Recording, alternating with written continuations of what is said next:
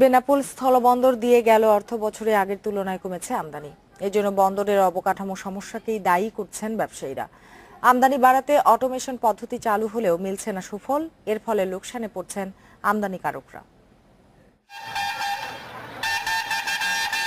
2016-17 অর্থবছরে বেনাপোল স্থলবন্দর দিয়ে আমদানি কমেছে ৭২,২35 মেট্রিক টন, যেখানে 2015-16 অর্থবছরে আমদানি ছিল ১০,১৯,৪৪৬ মেট্রিক টন।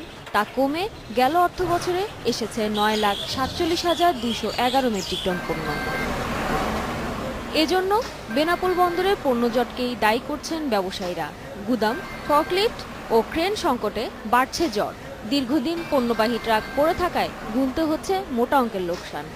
পূর্বে যেখানে এই বন্দর দিয়ে প্রায় ৫০০ ট্রাক মালামাল আমদানি হতো, বর্তমানে সেখানে ২৫০ থেকে ৩০০ ট্রাক পণ্য আমদানি হচ্ছে। দিনের দিন পণ্য ঢুকতে পারছেন, এক একটি পণ্য চালান একটি ট্রাক ঢুকতে অন্তত ১৫ থেকে ২০ দিন সময় লাগে। অবকাঠামোগুলো উন্নয়ন হয়ে গেলে এবং ধারণ ক্ষমতা বৃদ্ধি পেলে এই বন্দরের সমস্যাগুলো অচিরে কেটে যাবে এবং আমদানি বৃদ্ধি পাবে।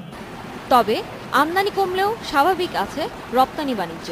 গেল অর্থবছরে বেনাপোল স্থলবন্দরে লক্ষ্যমাত্রার চেয়ে ৫৪ কোটি ৮ লাখ টাকা বেড়ে রাজস্ব আয় হয়েছে ৩,৮১৪ কোটি ৩৮ লাখ টাকা। আমাদের 16-17 অর্থবছরে আমাদের লক্ষ্যমাত্রা ছিল ৩৭৬০ কোটি, আদায় হয়েছে ৩৮১৪ কোটি। বেনাপোল দিয়ে আমদানি বাড়াতে এরই মধ্যে চালু হয়েছে অটোমেশন পদ্ধতি। পাশাপাশি ব্যবসায়ীদেরও সহযোগিতার তাগিদ দিয়েছে বন্দর কর্তৃপক্ষ। Independent news desk.